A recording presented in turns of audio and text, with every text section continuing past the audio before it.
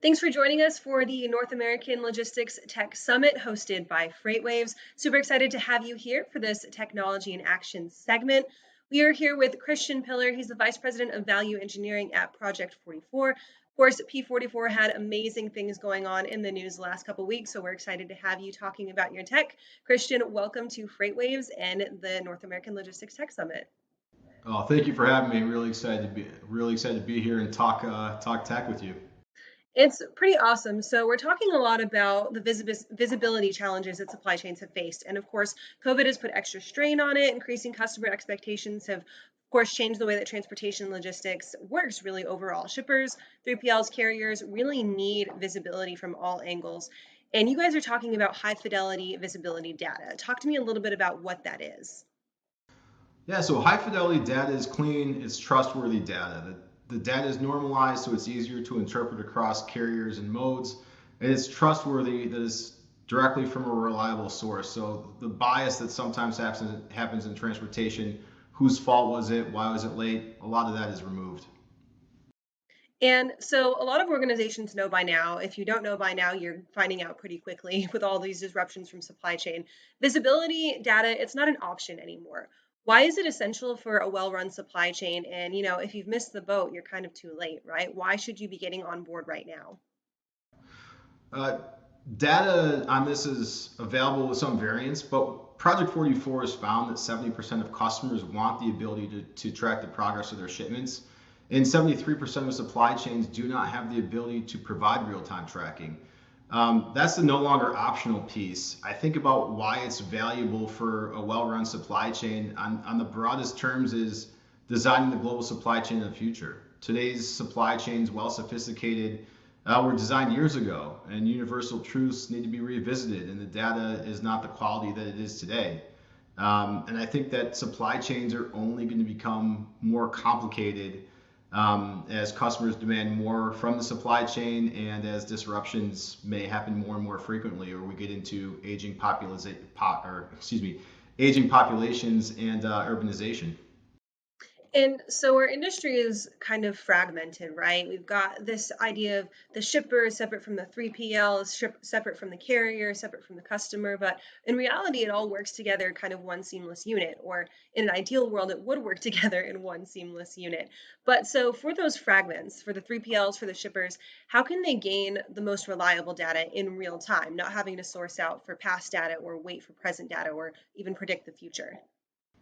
Right. So I think the first thing is 3PLs and shippers alike have to accept the fact that EDI, email, and spreadsheets just won't deliver the real-time data they need.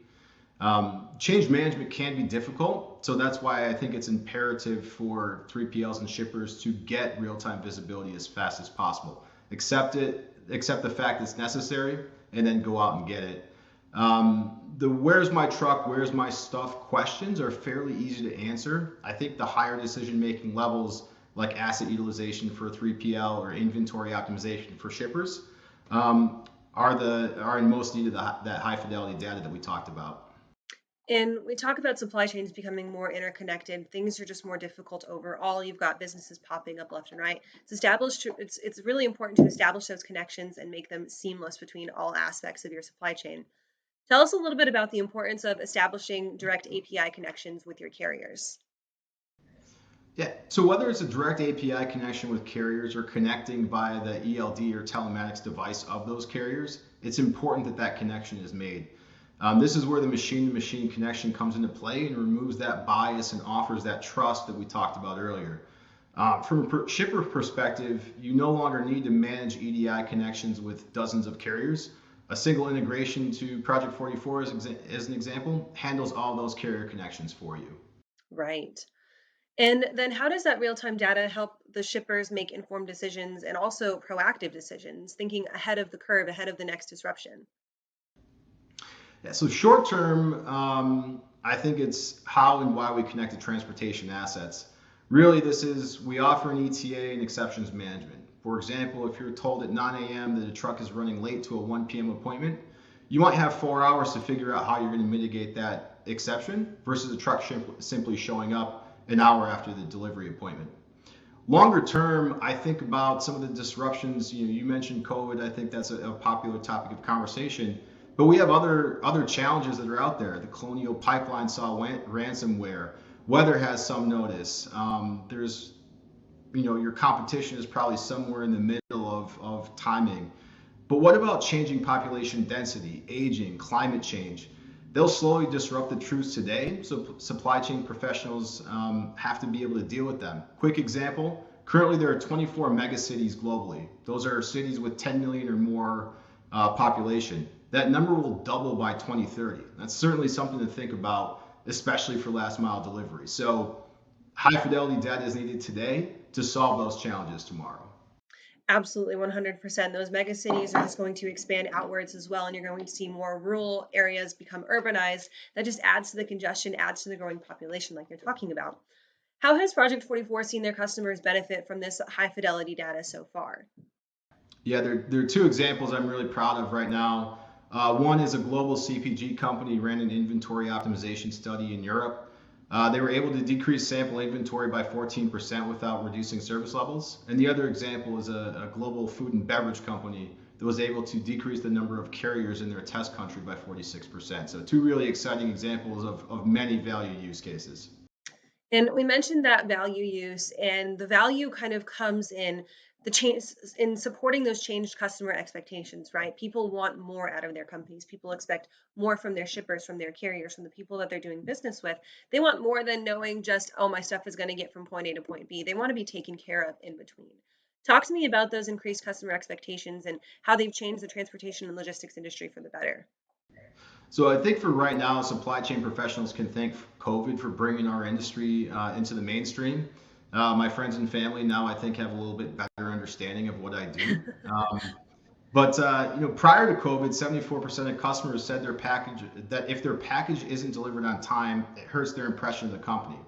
Think about the challenges of COVID, the Suez Canal, whatever else it might be, and that high expectation against growing e-commerce volume. Q4 saw the likes of Walmart up 69%, Target up 118%, many other examples of the challenges that we face against high expectations. And so, with these growing expectations, and sometimes companies' inability to meet those expectations, not every company can be the Amazon of the world where you click a button and boom, it's on your porch in 25 minutes. People can't live up to that realistically on large scale expectations. What would you say to those organizations who maybe aren't meeting those customer expectations or are struggling with the customer loyalty as a result of those disruptions? Maybe they hadn't planned for them and now they're seeing them and now their customer loyalty is suffering. Yeah, so I spent 4 years working for Amazon. It's a fantastic company, but I think one thing that's important to note is the experience you have today was designed and engineered years ago. So you have to have a plan to be better year over year, quarter over quarter, whatever it is. I think that really starts with accepting the fact that you need high fidelity data and then having plans for what you're going to do after you solve that where's my shipment question, inventory optimization, network design, whatever it may be. I think the other thing too is to think about changing customer expectations, fast on-time delivery. We talked about aging populations, but the other piece is customers, especially younger ones, are more aware of the impact their buying decisions have on the environment. So it's important to think about sustainability and fair trade. Um, Global supply chains will need to be ready for this. Mhm. Becoming an informed and I guess intelligent consumer overall is part of that growth pattern that we talked about. Christian, thank you so much for joining us for this segment. Project 44 is doing big things across the world of supply chain, both in tech and in the way that you guys are building connections between shippers, carriers, and 3PLs. We're so excited to have you again on this summit. Thank you so much.